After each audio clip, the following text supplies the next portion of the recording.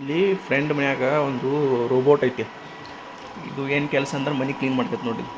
ಮನೆ ಕ್ಲೀನ್ ಅಂದ್ರೇನು, ತನ್ನಷ್ಟು ತಾನೇ ಎಲ್ಲ ರೂಮಿಗೆ ಹೋಗಿ ಕ್ಲೀನ್ ಮಾಡ್ತೈತಿ ಇದು.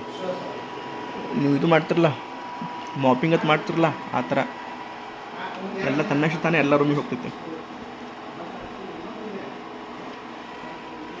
ಅದು ಬೇರೆ ರೂಮ್ದಾಗ ಇಟ್ಟತನ ಅಲ್ಲಿ ಕ್ಲೀನ್ ಮಾಡಿ ಈ ರೂಮಿಗೆ ಬಂದೈತಿ.